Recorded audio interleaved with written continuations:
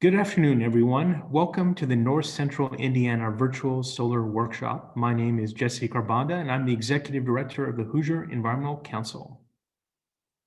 We're really grateful for our sponsors of this workshop, which include Logansport Cass County Chamber of Commerce, Ancilla College, and Ag Technologies. I also want to express my gratitude to Amanda Shepard, our Senior Manager of Outreach, with support from Michelle Jones, our Outreach Associate, for their organizing this workshop.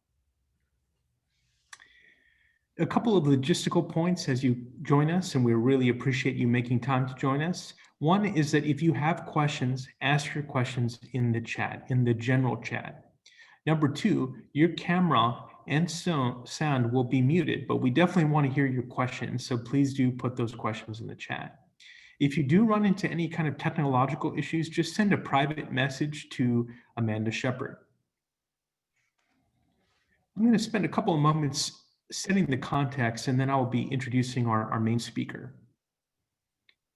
So first is that there are many motivations to pursue rooftop solar. Some people do it because they want to have the certainty of cost, that if they get a sizable portion of their electricity from solar, then they have a kind of guaranteed sense about how much they're paying for solar for a portion of their electricity over a 20-year period. Some people do it because they want to be better environmental stewards. Others want to do it because they simply want to be more energy independent. So there are many motivations to do it.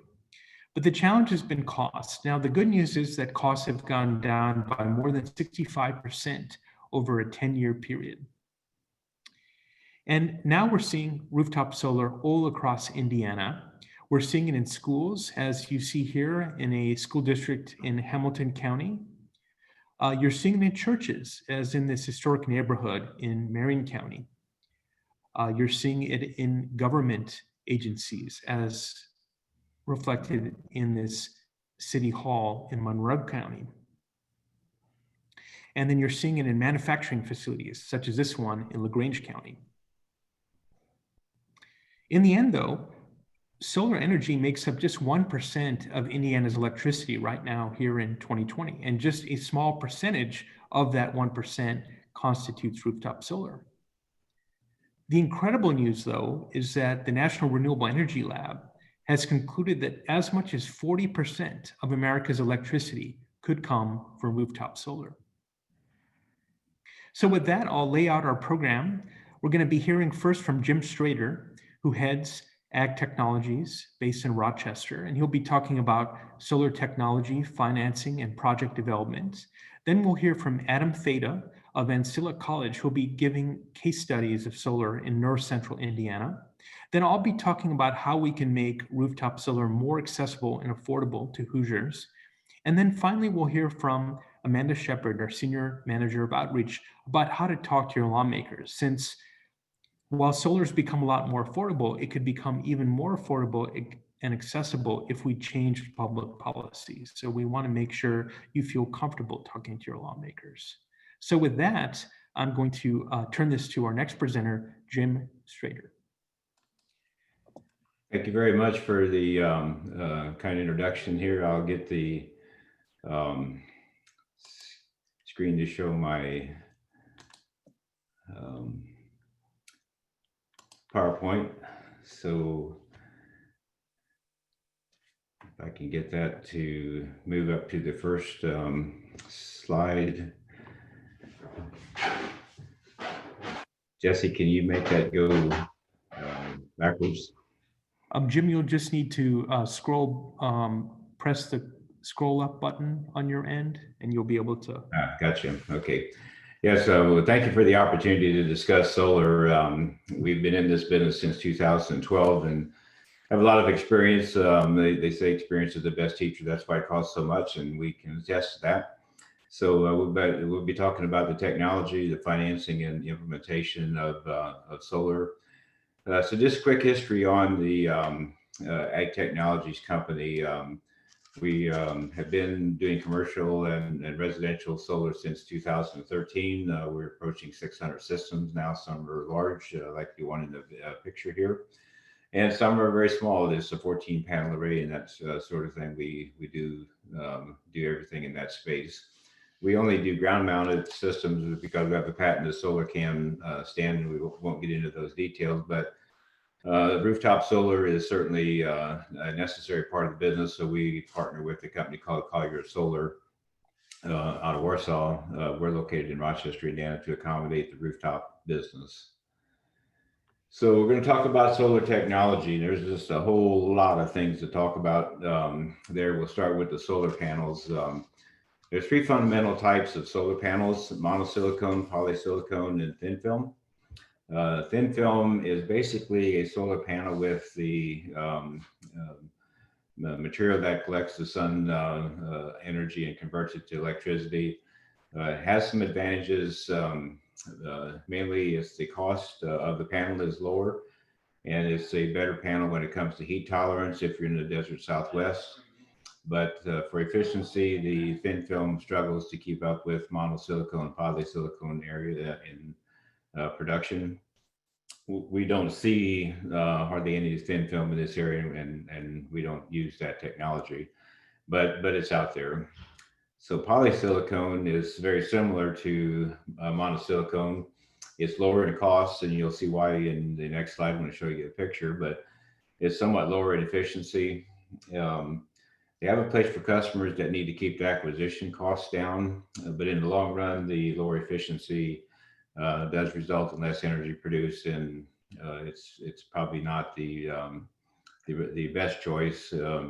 Monosilicon is all we do since 2017. We were doing polysilicon before then because of the cost situation, but monosilicon is a pure silicon cell, and it has the highest efficiency that's available. The cost of a monosilicon panel versus a polysilicon panel has narrowed, and as I said, we made the switch in 2017. I do want to mention that there's another kind of panel out there that's called a bifacial panel, and that can come in a polysilicon or monosilicon cell. And the difference with a bifacial and a regular panel is that the back panel is glass. So there's diffused light that's bouncing off the concrete, coming up off the grass, coming off the rooftop, whatever, that will make energy from the backside. If it's on a rooftop where the panel is flat against the roof, that it won't work. But it's a technology that's gaining traction, and I just want to mention this because it's part of the technology that's out there. So here we see some pictures of what we're talking about. The polysilicon on the left-hand side is basically the ingot has pieces, if you will, of silicone that's somewhat melted together into a flat into a flat form, so it's sliced. You can see how the cell is somewhat irregular. And in the middle picture, you see a comparison of the polysilicon cell to a monosilicon cell. Notice how consistent the monosilicon cell is. And on the right side, you see what's called an ingot for monosilicon. It's an interesting process how they make that. They start out with a wire in the middle that is rotating, and because they hold the temperature just right at the melting point for the silica, they build that spiral. And once they get it built, it's sliced much like you would slice a loaf of bread into the cells. So there's some waste involved there. That's where the cost is at. But you can see how the material would be much more pure if it's built in an ingot versus the polysilicon, where basically pieces are just melted together in whatever manner they happen to lay. After you have the solar panel collecting the energy from the sun, you have to convert that DC to AC. That's where the inverter comes in to play. And there's two fundamental types. There's more things out there, but almost all the business is either microinverter or what's called string or central inverters. So the fundamental operation, of course, is to convert DC energy to AC energy. So alternating current energy is what you have in your house or business. It's what the utilities sell. A string or a central inverter is a less expensive system. The negatives are that you have a single point of failure situation. In other words, with fewer inverters, like one inverter handling maybe 30 panels, if the inverter gets weak, starts to deteriorate, or goes down, you can lose that entire string or the entire system if you have a central inverter. So that's one of the liabilities, but again, it is a less expensive way to go. Utility scale solar, the really large systems, will do a string and or central inverter system simply because of cost. So microinverters is what we do, whether it's rooftop or ground mount, and you only have one inverter per panel, or in some cases, there's one inverter that might share 3 or 4 panels. The advantage is improved efficiency because each panel inverter is not impacted with problems that might occur with the neighboring panel. You also get maximum power production tracking, which means that the inverter will calculate the best current and voltage combination for the panel at a given time, based on the light that's available, and it improves the efficiency dramatically. So maximum power point production is gaining more of the market all the time. This is what a microinverter looks like on the left-hand side. You see it's quite small. That's about this little bit bigger than 2 hands, if you will, maybe 8 inches across. And the 2 wires sticking out to the right would plug into the solar panel. The string inverter or central inverter on the right-hand side is a bigger device, but it's handling a lot more panels. And if it happens to have a problem or go down, of course, it's going to take the rest of those panels along with it. Here is a real advantage to a microinverter, and I won't go into details, but there's some ways to get this done with a string inverter, but it adds to the cost. So this is an image of a solar array, and you see a bunch of panels there with the production for the day. And you see in the lower left corner, there's one missing. Well, that one is just not hooked up. This is our system here at Technologies, but if that was a panel that was down, it would take, on a string inverter, it would take all the other panels that are hooked to that string down with it. With a microinverter, of course, that doesn't never happen because each panel in the inverter are separate. The other thing that this technology does for you is that you see the production. It shows how consistent this array is, so we know they're all working correctly. Incidentally, the 2 on the left-hand side are a different kind of panel. They're more powerful, and that's why you see more production there. But that technology is just really cool, and microinverters is all that we ever install. So the mounting or the racking is a really big deal because these are 30-year systems, maybe 40-year systems, and they have to be stable. So roof mounting offers a place to put solar when there's no option on the ground. There's disadvantages, of course. Sometimes the roof is not as strong as it needs to be, or maybe the roof starts leaking. You then have to take the solar panels off to get to the shingles and get that fixed. And there's some heat trapping that goes on. A hot panel is not as efficient as a cool one. And sometimes you have chimneys that shade some of the panels, or there's a nearby tree that can be an issue.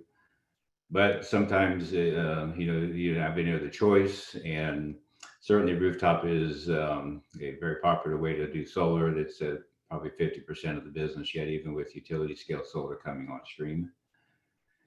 So ground mounts are taking over because of the costing, but mainly because of the size. So if you have a 2,000-acre solar project, of course, it's going to be on the ground. But you have the improved efficiency because you can place the solar system at the correct angle. You have cooler temperatures because you have better air circulation around a ground mounted panel. You also can have tracking systems with ground mount systems that's not available on a rooftop. But again, for those that are in a suburb or certain situations, if the roof is the only place to put it, it certainly does work. There's a whole lot of that being built. But the disadvantage for ground mount is that the cost is higher typically than a roof mounted system because you have to buy more of the racking in order to get the solar panels secured to the ground properly. So here's a couple of pictures. The lady on the left is ecstatic because she just got her solar system going and she's standing in front of one of our solar arrays. On the right-hand side, I selected that picture because it's very typical. I'm going to assume that roof is south facing, but you see there's some trees around it. Just part of the deal. We fight that with ground mount sometimes as well, but shading is going to cost you money, but sometimes it's an unavoidable situation. But you see that the installer put the solar panels on the roof away from that shading tree. So they did the best they could with the circumstance that they had to work with. I'm going to talk just a little bit about batteries because batteries are something that people ask a lot about. It's a technology that has come down in price even more than panels have. And quite frankly, that price reduction has been very recent. But if you see the image that's up here, so the number one is the solar panel. That's common, batteries, no batteries. Number two is the inverter. And number four is the battery that can store the energy. So if the battery is not charged, the controller, which is number three, will say, okay, we need to charge a battery. We're going to take care of the load, which is to the right side of that number four. Take care of the load, but we got extra energy. We're going to put it in the battery, not send it to the grid. But if the battery is charged and you're making more energy than the load, the controller, number three, will send the energy to the grid. Where this is really critical is when you don't have net metering and the utility only wants to credit you for 3 or 4 cents for the energy you put to the grid. It's worth a lot more than that, but the utilities won't pay you for it or credit you for it. You can put that in the battery. So if your retail rate is like 12 cents and your rate from the utility is say 4 cents, then the difference, whatever energy you can avoid sending to the grid with the battery, is it's worth 8 cents. So that technology is going to grow because prices are coming down. Battery technology is improving at a rapid rate. Batteries aren't useful in every situation. If you have a good interconnection rate with the utility becomes your storage medium. If you just want grid down protection, a gas or LP power generator is less expensive and probably won't have to run that much because the grid is actually pretty stable. But again, the batteries make sense, as I just mentioned, if you have a high retail rate and the amount that the utility is going to credit you is in the 3 or 4 cent range. Financing is a big deal, and I selected this Power Home image for a reason. They are the most aggressive company out there pushing solar and solar deals that you want to really study your homework on. If you're thinking about rooftop solar or ground mount solar, either one, there's some things that you really want to do, and understand that solar is not free. The sun doesn't cost you any money, but after that, the solar is not free. So there's some types of financing that's out there. The best one, the one we really like, is conventional financing. Just use a standard home improvement loan or a commercial loan, depending on your situation. Typically, you can finance the system for 10 years or less and be cash neutral. It'll pay back quickly, even though these systems will last, 25, 30, 35 years.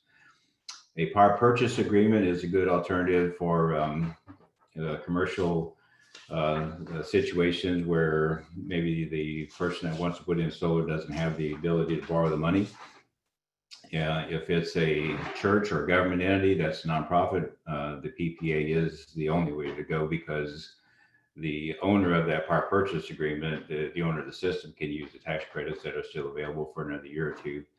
But some utilities won't let you do that if you want to do it with net metering. So it doesn't apply in every case, but it's a very popular way of financing solar. Leases are available, but a lease is just another way to do a loan. They do work in certain tax situations, but understand that there's no free lunches here either. If you do a lease, it is a loan, and you want to understand that you have an obligation to pay. But there are other issues that you want to be concerned about. They're not deal stoppers, but they are issues that are out there. One is permitting. We run into some serious permitting issues when we get closer to cities. If you're up in Lake County, Indiana, or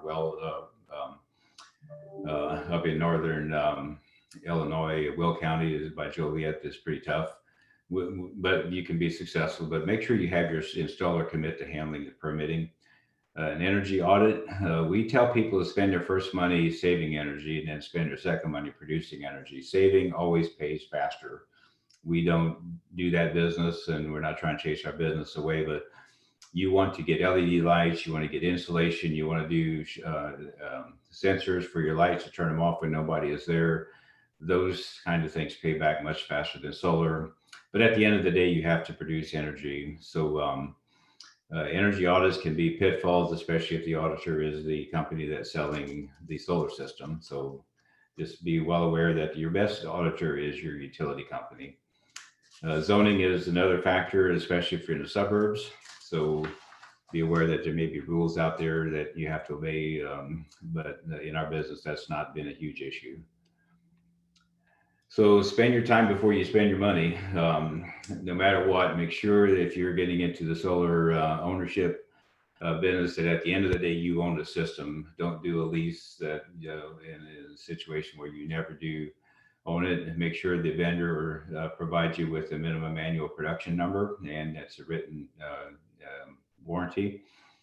Maintenance costs for 10 years should be not much more than the insurance costs because of the warranty. So study the warranty and have that in writing.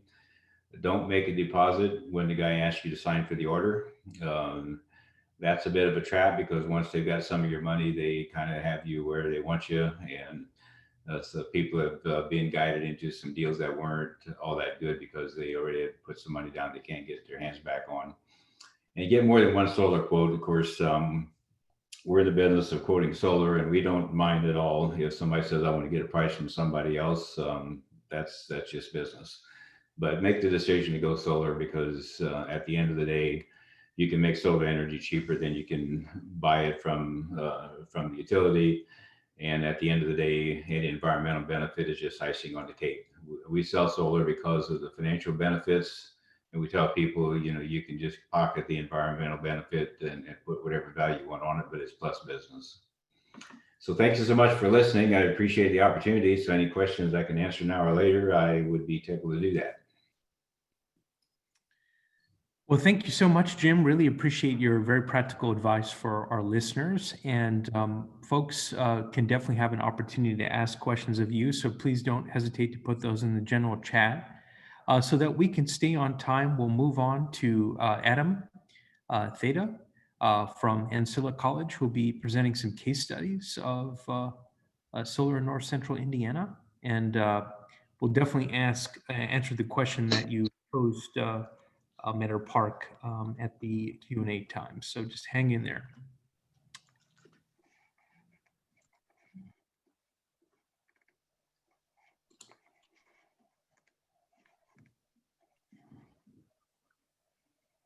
All right, can you see my slideshow here?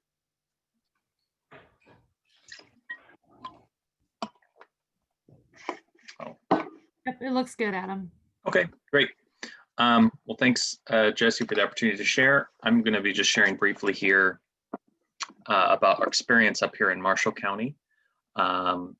As Jesse said, my name is Adam Theta. I'm the Director of Ecological Relationships for the Center at Donaldson, which is a ministry of the Poor Handmaids of Jesus Christ, a group of women religious in the Catholic tradition. And among the ministries we have up at the Center at Donaldson, we have several. The more prominent one is Ancilla College that you all may be familiar with.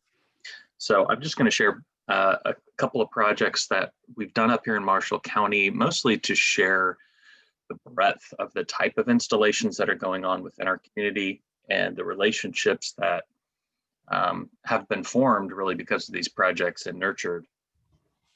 And you can see on the slide here, the variations in size, the different types of owners, the locations throughout the county, and the different vendors. And the vendors here are all Indiana-based companies throughout the region, and different mounting technologies as well. As Jim shared, there's ground mount, there's rooftop, there's tiltable ground mount, everything from individual homeowners to nonprofits, businesses, government entities, and commercial applications. So we'll be sharing just a few of those here that I'm familiar with. The first one I wanted to share is the Reese Theater renovation. This is a historic theater in downtown Plymouth that has been getting a lot of attention and fundraising and community enthusiasm because of its historic importance to our community. And we was very, very excited to be a part of this project team that looked over solar applications and worked with a donor to put solar on the top of the Reese.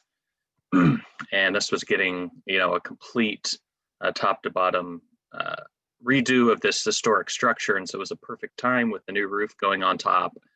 That's going to be lasting for decades to put solar up there. So we went through an RFP process and partnered with Green Alternatives to Central Indiana to put solar up on the roof.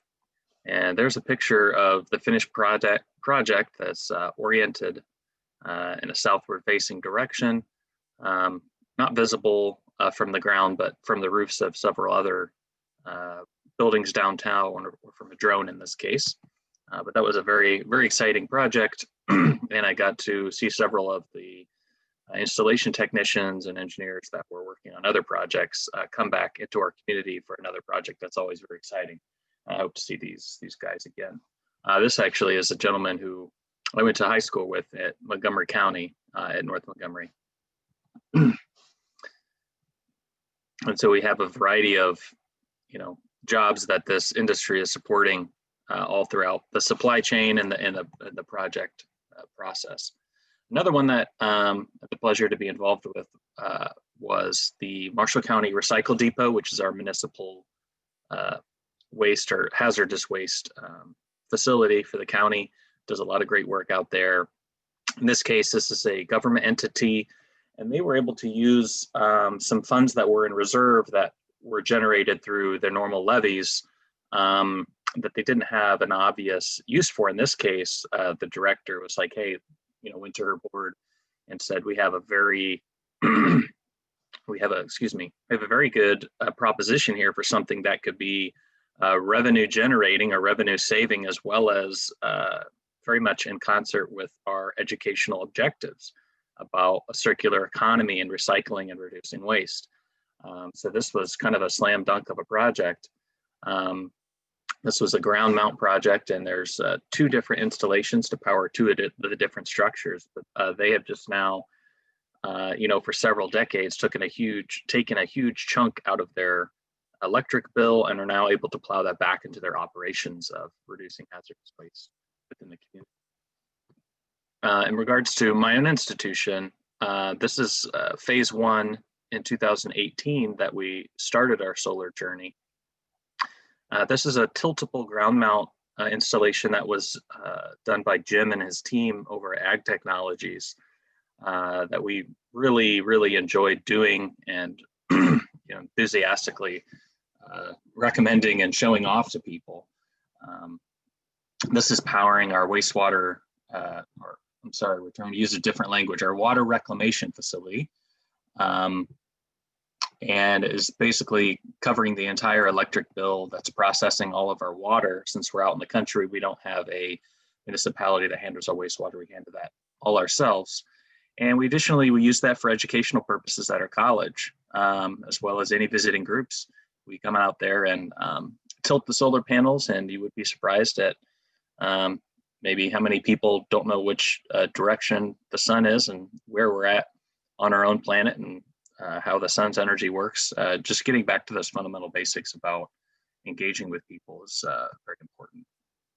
We're also doing some research into co-locating native pollinator plants to support beneficial insects and pollinators in our area. We have a couple beehives located in this vicinity, and these are very appropriate, not only for residential or industrial, commercial, but also agricultural settings. Because we were able to put this here within a pasture with some cattle excluding fence, and then utilize the space in between for pollinator resources for ecological conservation, as well as honey production. And that's just a picture of that. And as a part of this project, I've partnered with a local native seed producer to do research on this, to figure out how we can manage these systems with minimal input and maximal conservation benefit in terms of our land utilization. So after that, we decided to get in with our net metering contract with NIPSCO, our utility up here, and we made it a priority to scale up the next phase of our solar. And this is about 10 times the size. This second phase was about 10 times the size of our first phase, where we kind of got our feet wet. And this project was carried out by Green Alternatives and a kind of a consortium of other groups that help with that. It was a fixed angle ground mount system was the bulk of this phase. And they were with us for many weeks. And again, just that focus on providing a wide scope of jobs and multiply of spending in the community. They were, in facilities and buying local, shopping by Lowe's and local restaurants and everything else. And a lot of folks putting up a lot of glass in the field. And all of the complicated work at the transformers that I would not dare touch to save my life, probably because I wouldn't know what I was doing and causing problems.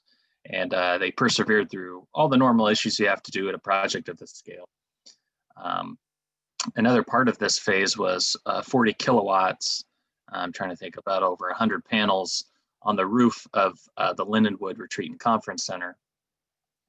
And this was one of the, with historic buildings there, a lot of our, with slate roofs, we couldn't do solar panels, very steep and very high, but this was a membrane roof that when we went through the calculations and looked at the various options, this was the best one we had for our facility. So these are all, the nice thing about solar is that it's very customizable, that it's not necessarily one size fits all, but that's fine. You can change the configuration, you can go from the ground to the roof back, you can do custom structures.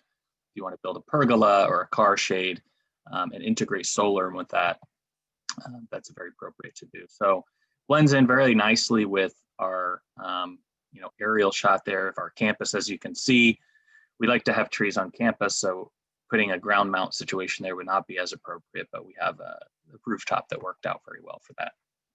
And lastly, this is just my residence right here before I got that last solar panel covering the last of the rails, but this was summer of 2017, so it's been up and running for 3 years, really without issue. This was also another project by Green Alternatives that does a lot of work in central Indiana. And this offsets a good, I haven't ran the numbers for this year, a good 70 to 80% of the electricity for my residents. So for the majority of time in the summer, my electric bills are about $30, which is kind of nice. And it powers the house, and I have an electric vehicle. Well, it powers my transportation. So just thinking in terms of energy flows and money flows in and out of the community, this is essentially a way to harvest solar energy within our individual cities and counties in a way that we're not sending money and resources out the wire to outside resources to promote some local resilience. And this is just a visualization of the app that I have. I can track my solar panel production down to each individual panel and see that data over time. And just lastly, a lot of this is made possible by, and just talking about the community relationships that this type of activity cultivates. This is a picture of a couple of our municipal and county leaders who got Soul Smart designations for their entities, which is basically a national designation that says, okay, these communities have removed unnecessary regulations or burdens to letting businesses and individuals go solar, and also made the right considerations that any new technology needs in terms of safety and everything else. And it's just basically a standard for municipalities to say, hey, this community is welcoming these investments. And so we were very proud to have our leaders, take the time and the effort to go through this to show that they're making their community ready for this technology. And we've had several more homeowners and more businesses than I can list in this short time also participate in this new technology. So I guess the last slide here is just reiterating what Jim had said. The great thing about this technology is that it's modular, it's scalable. You can go from one house to an entire commercial building, and really the fundamentals of the technology do not change. It's just mostly an issue of scale and your sizing of your equipment. But there's not a limitation really to the type of entities that can benefit from this. And so much of it now is just being driven just by the sheer economics and scaling up of these companies. As you can see on the graph on the right, over the last 10 years, the price of these modules installed have dropped by an entire order of magnitude, dropped by 90%. And so we're gonna keep seeing more and more of this. It may look different. We're gonna have batteries involved now, and that's going to change the equation. The utilities are going to have to continue to change and adapt. But I'm glad to see that we've had local support from. Yes, can you hear me? Can you hear me, Adam? Okay, great.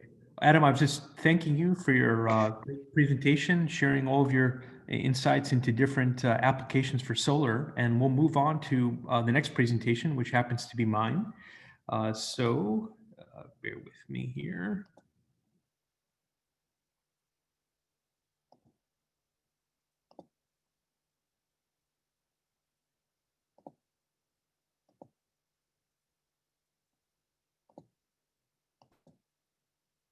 All right.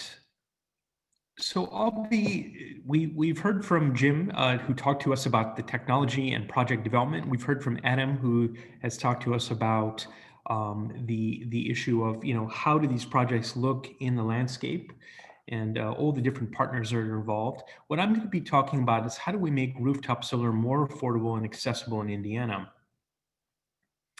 And so my focus will be on public policy. And there's really two reasons why we should care about this. One is that this helps to strengthen the job situation. Of course, there are a lot of Hoosiers that are unemployed or temporarily off of work.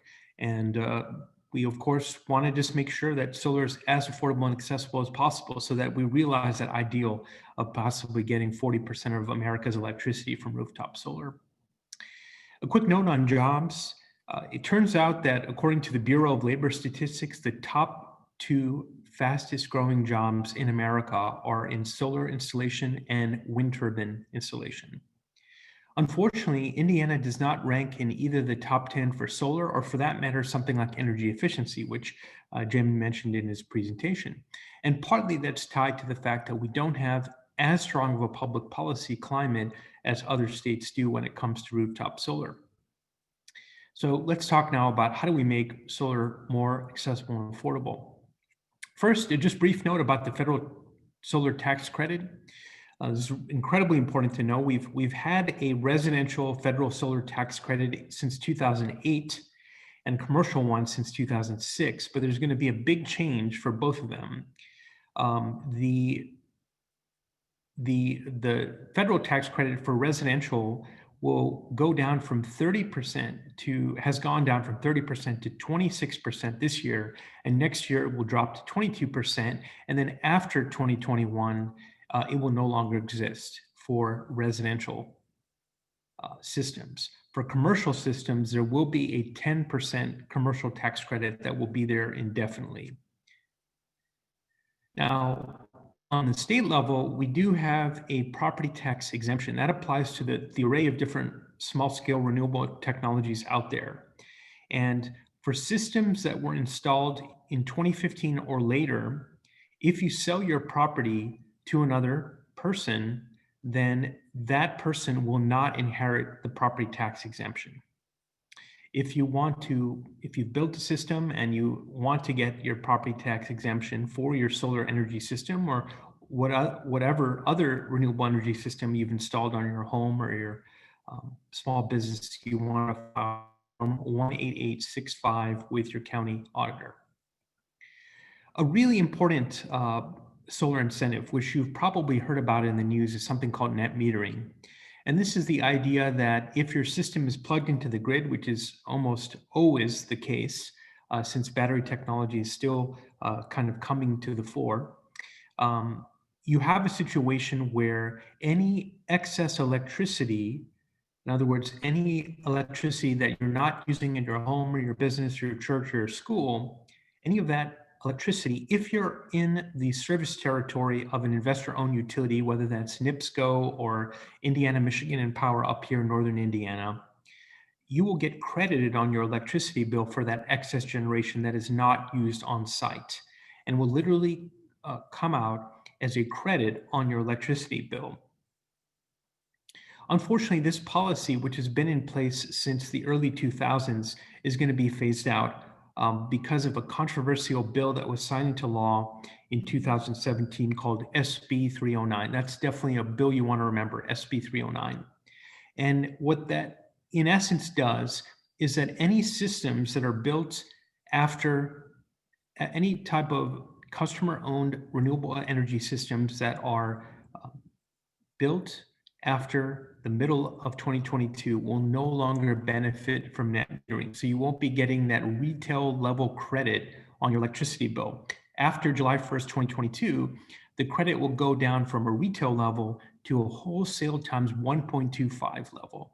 So that's the difference between being credited on your electricity bill at the rate of, say, 11 cents per kilowatt hour to maybe going down to 4 cents per kilowatt hour, a much less attractive rate. And unfortunately, that means that Indiana is in the minority of states in terms of net metering. As you see from this map, the vast majority of states in America still have state level net metering programs, but Indiana is one of the few states in America that is phasing out its net metering program. Now, I want to also talk to you about a few other pieces of public policy other than the net metering policy that we want to make sure you're aware of. Because when you start talking to your lawmaker, we just want to essentially help you increase your energy policy literacy, for the lack of a better term, when you're talking to your lawmaker. So let's say you face a constraint. Maybe you don't have a proper rooftop. Maybe it's a very old rooftop, or maybe you've got a lot of shade, and of course you don't want to cut down those beautiful mature trees. You want to keep them in place. So you might have a technical constraint about putting up rooftop solar. You might have a financial issue, which is you may not have the cash or you may not want to take out a loan. Maybe you have an issue, as Jim mentioned, that your homeowners association has some restriction on the ability to put rooftop solar or solar ground-mounted solar on your property. This is where something called third-party community solar comes into play. And the concept is that there is a solar developer, maybe it's Ag Technologies, maybe it's another company that buys a plot of land, puts a solar farm on that plot of land, and then sells shares to various different types of property owners in that community solar farm. So the shares could be bought by a homeowner, they could be bought by a church, they could be bought by a school, they could be bought by the city. And in the event of third-party community solar, you get a credit on your electricity bill to the extent that you're getting your electricity from that community solar farm. Unfortunately, this type of public policy is not allowed in Indiana. Some of the types of beneficiaries of this would be commercial tenants, multifamily housing, and homeowners for whom solar is not a reasonable option, as I've described earlier. This is growing tremendously fast. There are nearly 400,000 homes that essentially are getting their power from community solar, and that will nearly double over the next 5 years. About 40 states have community solar projects going on. In fact, Indiana has pilot projects in community solar, but we have no state legislation that essentially requires, say, every utility in our state to establish community solar programs. So it's very hit or miss. Some rural electric co-ops have community solar projects. Some investor-owned utilities have community solar projects. Many do not. For the sake of time, I'll move on to the next piece of public policy. Again, the scenario is, let's say you're facing a financial constraint. Maybe, again, you don't have cash. Maybe you don't want to take out a loan. This is where something called third-party financing comes into play. And it takes two forms. It takes the form of either solar leasing, where you are paying to essentially rent panels on your rooftop that are installed by some type of solar developer, and you're paying that solar developer on a monthly basis for whatever amount of solar electricity is coming from those panels. That's called solar leasing. The other type of policy is called solar power purchase agreements. And in that case, you are paying for whatever kilowatt hours you're getting from that solar energy system. So of course, in summertime, you're getting a lot of electricity, and so you'll be paying more. In the wintertime, your panels are not going to generate as much electricity. You won't be paying as much. That's called a third-party solar power purchasing agreement. The beneficiaries of that have included municipalities, small businesses, and homes.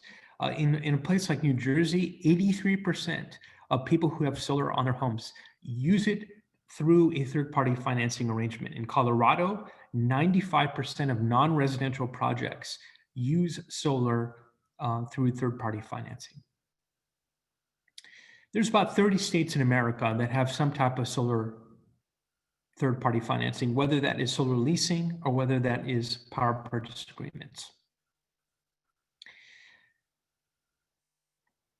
A good example is in Cincinnati, where the city signed a power purchase agreement with Solar Power and Light. It was a 20-year contract. They installed solar in 5 different locations, 5 different buildings that were owned by the city. And at the end of that 20-year contract, they can either buy the solar system outright, or they can continue and extend that power purchase agreement. The third public policy that I want to talk about, here's a setup for that. Again, perhaps you have a financial constraint, cash or loan challenge, or there's a logistical one, which is you're just not sure how long you're going to be in that property. That's where something called PACE financing can help. PACE stands for Property Assessed Clean Energy. And the concept is the following.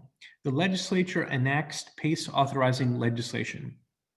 A city or county, say Cass County, enacts an ordinance that allows for PACE finance programs to happen in Cass County, or maybe it's done by the city of Logansport, where that ordinance is passed. Either one, the county or the city, once they've established that ordinance, can then issue bonds. The proceeds from the bond sale are then used to provide low interest loans, generally to small businesses, to put up solar. Now, what is that? How is that different from third-party financing? The distinction is that the loan, the financial arrangement, travels with the property, not the property owner.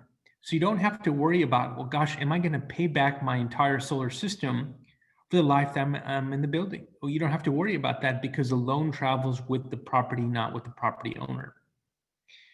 This type of policy, PACE financing, has been used by large commercial properties, small businesses.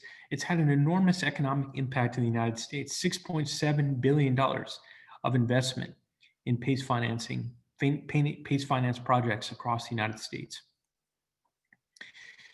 There's about nearly 40 states that have PACE financing in place, and every state surrounding Indiana, including Kentucky, has PACE financing legislation. So that's something else we really need to enact in Indiana.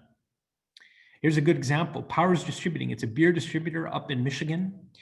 They used a PACE finance loan to put up a 95 kilowatt solar system plus LED lighting. Going back to Jim's point that ideally when you're considering solar, you not only want to consider solar, but you want to consider how much you can maximize using energy efficiency, and then scaling your solar system accordingly. So that's exactly what this company did, LED lighting plus solar.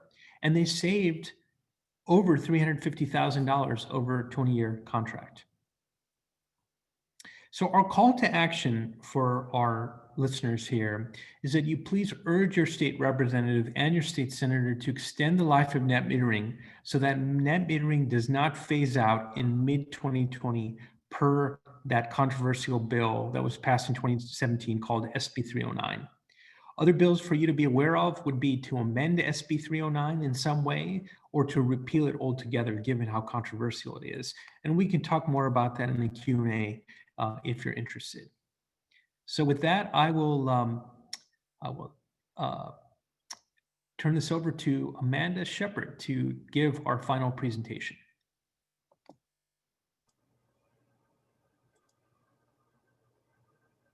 Thanks so much, Jesse.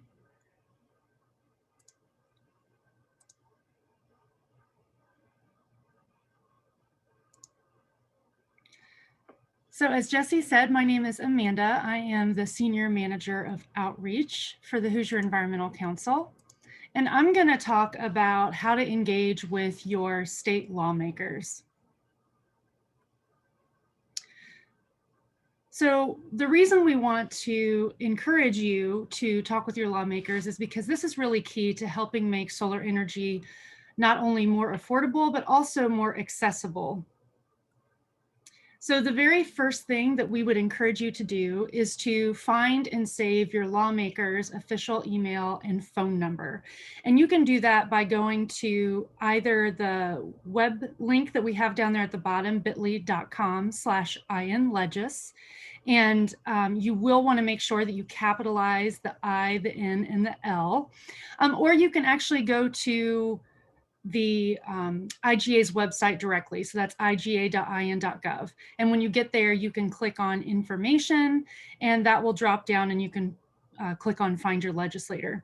So it's really easy. Once you get to this website, then you just enter your address and you click search, and it will bring up your state rep, your state senator, and it will also bring up your federal lawmakers as well. And we encourage you, once you have that information, to visit their caucus sites and actually record, whether it's on your phone or maybe in a date book that you use regularly, that contact information for each of those lawmakers, so email and phone number. And the reason we ask you to do this is because often you might want to contact them with short notice because once we get into the legislative session, things do move quickly. One of the ways you can stay on top of what's happening during the legislative session is by looking at our Bill Watch page. We have our Bill Watch 2021 page up and active now. That's hecweb.org/BillWatch2021. And we include on here basically all of the bills that we are watching. We tell you where they are in the legislative process, who you might want to reach out to if you are interested in contacting your lawmakers about those bills. And we also provide talking points. The next thing we would really encourage you to do would be to meet with your lawmaker before the legislative session. Of course, we're getting a little bit down to the wire now because holidays are coming up, but it is not too late to reach out to your lawmaker and ask if they might be willing to meet with you via Zoom. We are not encouraging in-person meetings at this time, but it is entirely possible that you could still have that kind of face-to-face interaction just through a Zoom meeting. You can meet during the legislative session that begins in January, but as you can imagine, the legislators will be very distracted. It's going to be a very different legislative experience this year because of COVID. And we know that they will be very busy, not just dealing with COVID-related legislation, but it is also a budget year. So we really encourage you, if possible, to meet with your lawmaker before that time. When you do meet with your lawmaker, we ask you to kind of focus on getting to know them as a person. So it is, I will say, not entirely common for people to reach out to lawmakers about policy because not nearly as many people do that as you might expect. But they obviously are contacted a lot more during the legislative session, and it is very often just about a particular bill. So what is really powerful is to actually focus on getting to know them as people. So know what makes them tick, introduce yourself, make sure that they know why you are someone who feels it's important to develop that relationship with them. Prepare in advance. So even though you're getting to know them as a person, obviously you're probably going to have some information that you're going to want to relay. So we encourage you to make sure that you have notes and that you know what exactly it is that you're wanting to convey to them. Have those clear message points that distill your position down. Again, if you need help with any of that, we are happy to help you. Be assertive yet courteous. So this is one of those tips that we like to just remind people of, because oftentimes, especially if it is during the legislative session, they are going to be very distracted. And it is sometimes the case where people might get a little impatient, but we just encourage you to kind of remain courteous, be respectful, remember that they are people too, and to really talk with them as you would a friend. Only with lots of information.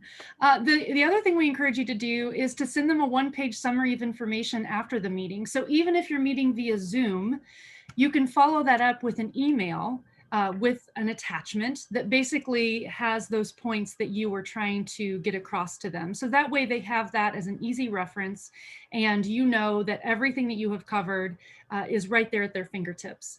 And then the other thing we would ask you to do is to share what you learn. We would love to know if you've met with your lawmaker, how it went, what they said to you. Maybe they gave you some idea of their position. So we want to know all of that. And you can share that with us at this dedicated email, energy@hecweb.org. You can also take it even further. So if this is an issue that you are really passionate about, maybe you really are very, pro solar or pro renewables, and you think that this is something that you would like to dive further into and you would like to make the information that you have available to a wider audience, you can write a letter to the editor. It's a really great way for you to help make a difference when it comes to solar energy. We do have a few tips here, and we try and keep it easy because they start with the letters that make up the word tips. So first off, take time to look up your newspaper submission guidelines. So every newspaper is slightly different. They tend to have a maximum word count. So make sure that you stick to that, because if you stick to that, then it's more likely that you will get published. The next is inspire others with a call to action. So make sure you have something in that LTE that is an action that someone can take. So whether it's you telling them to contact their lawmaker about a particular bill, or maybe it's you also encouraging them to tell others about this particular issue. Having a call to action is very powerful. Personalize your letter. Make sure that you are making it personal to you, so that way it is kind of like a story, because people will be more interested if you make it more of a story. And then finally, share your success. If you get a LTE published, make sure all of your contacts know that. Let us know that so we can share it with people, and share it on your own social media and things like that, because the more people who read it, the better, and then maybe they'll be encouraged to do the same. The next thing is you can help us by hosting virtual phone banks. This is a really great way to engage people from your particular community and maybe even all across the state. We are doing it virtually this legislative session, and we provide all lists, and we provide a script that you can use as suggested language for how to engage with your fellow citizens until you get more comfortable with the topic. So all you have to do, I say find a location, but honestly, right now it's virtual, so you don't even have to find a place. You can just let us know that you're interested, invite your friends, and we will help you get started. Finally, we would really appreciate it if you could help raise awareness. And one of the easiest ways to do this is by following us or liking us on social media and sharing our content. We're on all of the major social media sites, Facebook, Twitter, Instagram, and YouTube. So we would really love if you would help us out by following us on those and sharing with all of your circles as well. So how can you make the most impact? Well, one, please be on the lookout for our emails. If you have not signed up for our email list, I encourage you to do so. You can just go directly to hecweb.org and scroll down, and you can put in your information and get on our email list. We give you all kinds of information about what is happening in the State House, upcoming events, and things like that. Join us on social media, as I just went over. And then finally, view our Bill Watch 2021 page, because again, this is where a lot of information is going to be updated regularly. And finally, as Jesse noted, again, please urge your state rep and your state senator to support any bill that would extend the life of net metering, because again, this is set to phase out in mid-2022.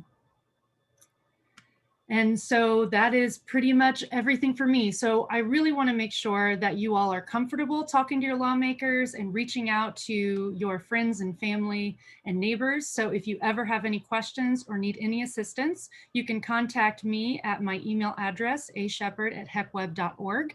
And we will be sharing all of this information with all of you via email later, so you can easily find that.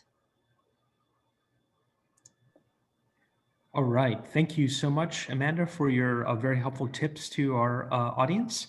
And we are now going to turn to general chat. So Adam and Jim, if you could also turn on your cameras and your audio, we'll field some questions and we'll just dive in. And please, audience, continue to ask your questions. So I'll ask the ones that have been asked so far.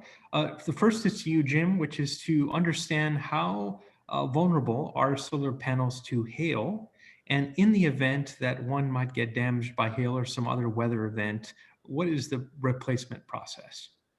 So we get asked that question quite often, and it's a valid question. The solar panels that are quality panels, there's a lot of stuff out there, but you want to look at the data on the certification on these panels. They should have been tested for a 1-inch hailstone at It's 56 miles per hour, I believe, is the number. That's how fast a 1-inch hailstone will come down. The air resistance keeps it from going any faster. But the panel should be certified to handle that. They tell me that it would take a 2-inch hailstone to actually do some damage. We have experience with hail, and I can tell you that since we started in 2013, I have not seen one single panel damaged from hail. Not that it won't ever happen, but it's not a likely event, but is what it is. So if you do have a damaged panel, we have people that run into our ground mount system with grain trucks. We have animals that get loose and rub up against them and so forth. It's a matter of 4 bolts and 2 half-inch wrenches to take the panel off. If you're up on the roof, it's a little bit trickier. There's safety issues to be concerned with, but it's not difficult at all to replace the solar panel. Just unplug the 2 wires, take out 4 bolts, put the new panel on, put the bolts in, plug the wire back in, and you're good to go.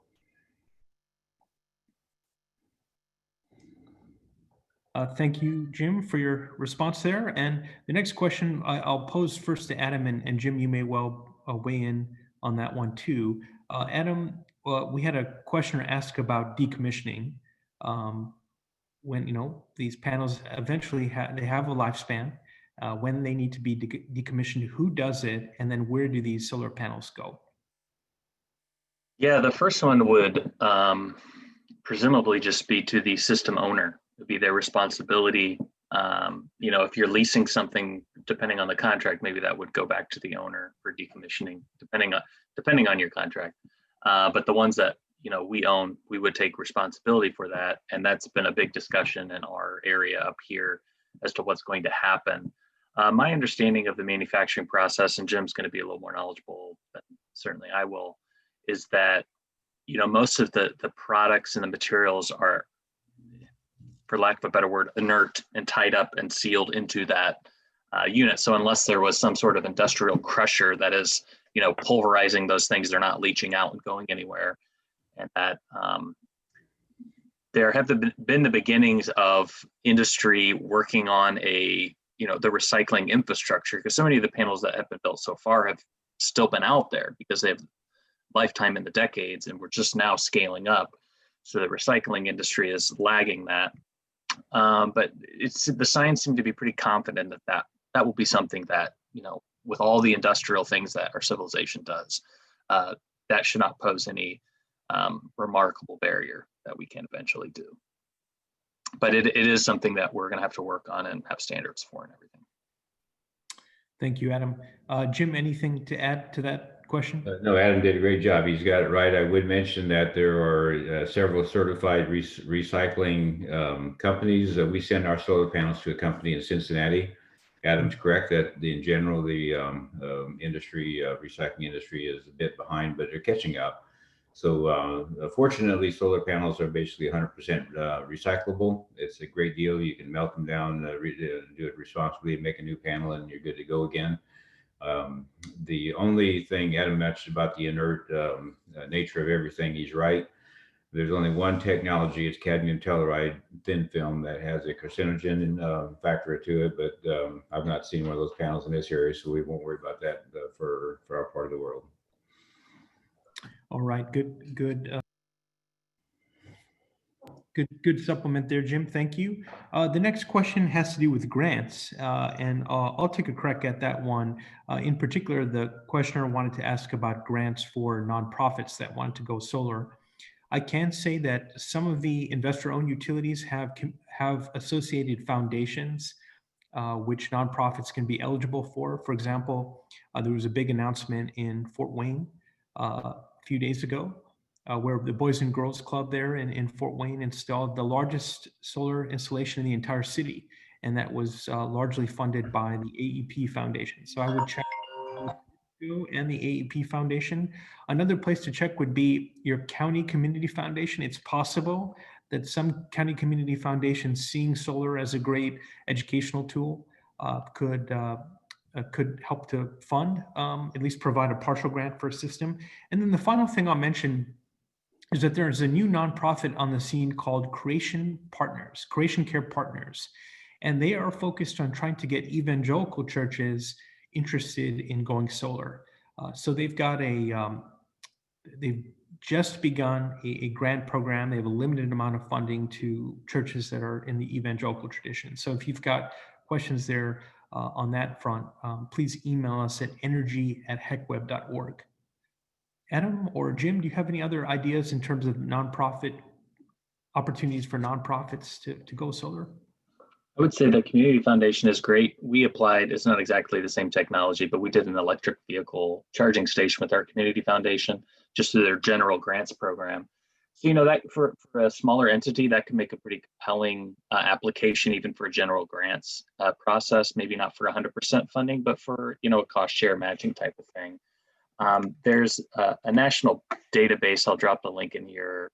The abbreviation is DESIRE, and it's an acronym here. And so the link will be available, and it's a federal database of all the different grants that are available, and you have to sift through some of them.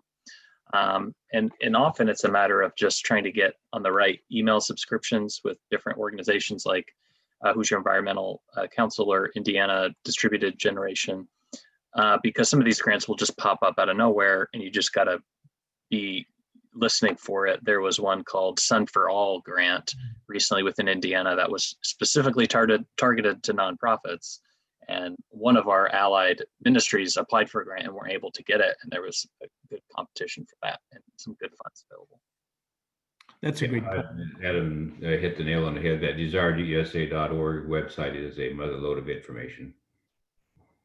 Great. Yes, and we'll when we follow up with everybody who's been listening in, as well as many people who wanted to join but couldn't, we'll be sure to include that link to the Desire database.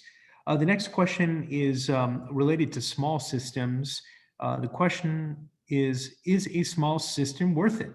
For example, maybe you only get 50% of your load from that system, or are fixed costs high enough that the payback period becomes too long?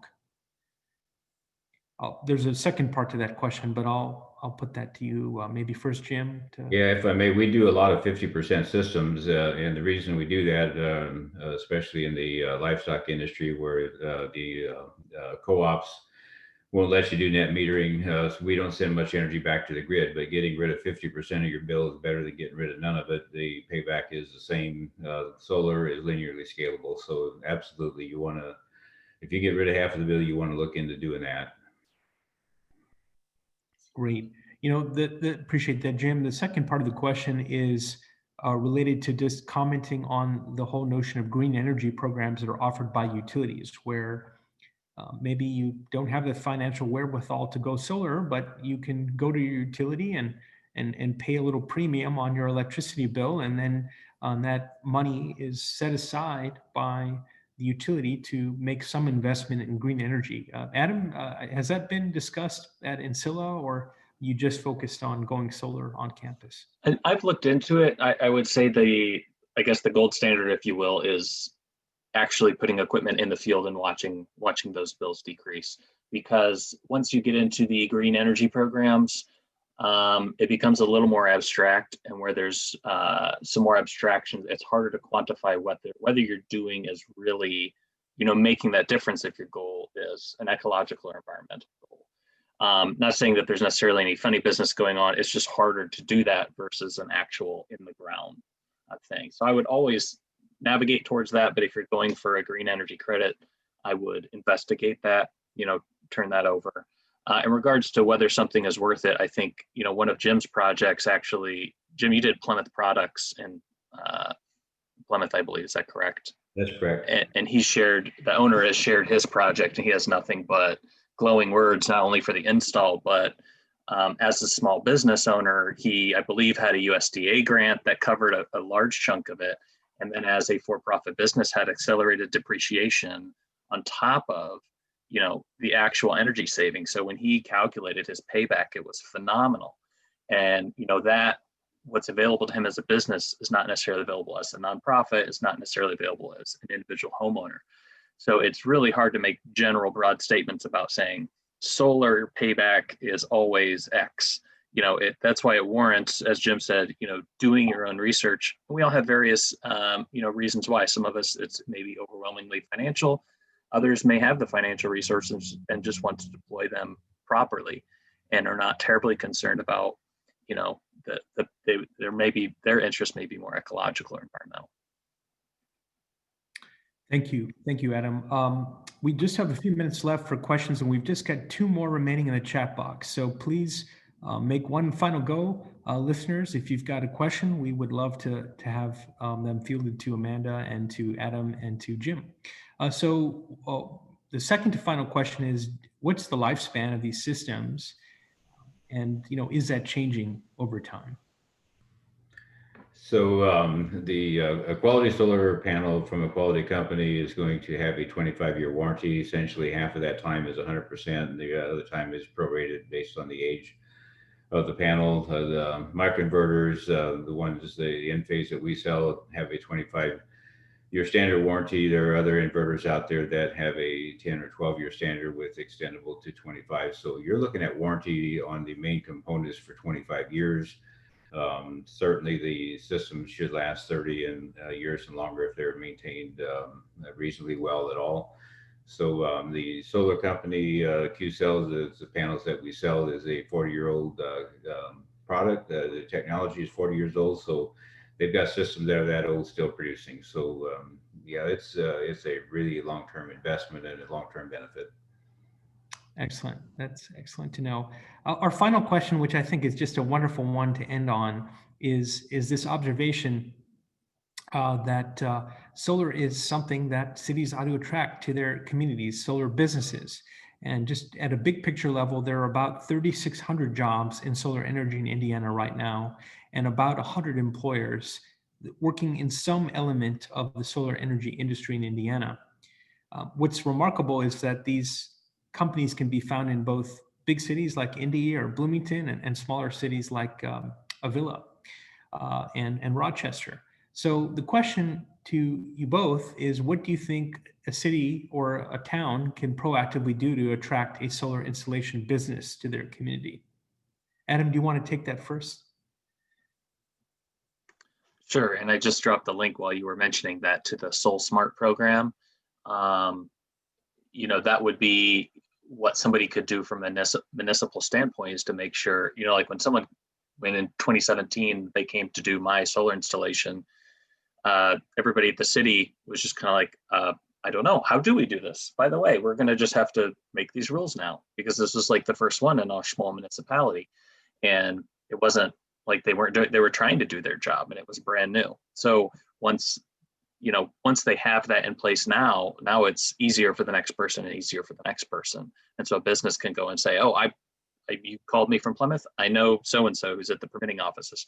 I know they're going to treat us fair and do everything properly and quickly and effectively. And they're more likely to, return that phone call and go out of their way to bring their business there. Excellent. Thank you. And Jim, your thoughts about how you've been running a solar energy business for a while. What do you think it takes? Yeah, Adam hit the nail on the head, and we run into that. We've got different municipalities and different utilities. Some have an adversarial attitude, and some have a very friendly attitude. If they want to attract jobs to their community, they're going to have to be friendly to it and understand the opportunity.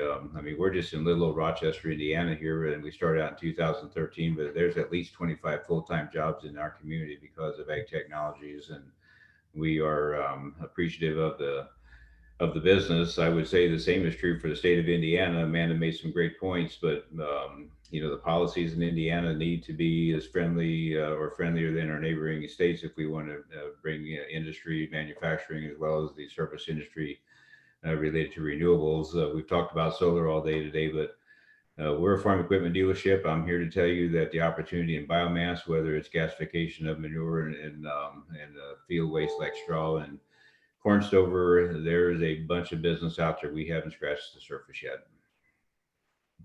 Great point to end on. Just the vastness of the economic opportunity for renewable energy in Indiana. So with that, I want to express my gratitude to Jim Strader, to Adam Theda, and to Amanda Shepard. Really appreciate all of you for sharing your insights and knowledge with us. This broadcast is recorded, and when we follow up with everybody who's attended, as well as those who wanted to attend, we will send a recording of this as well as some helpful links. And we really hope, impress upon the points that both I raised and Amanda raised, that in addition to seriously considering solar for your home or your business, your place of worship, or your school, we would very much appreciate if you could think about making time to talk to your lawmaker. So with that, we wish you well. We hope you stay healthy, and Merry Christmas.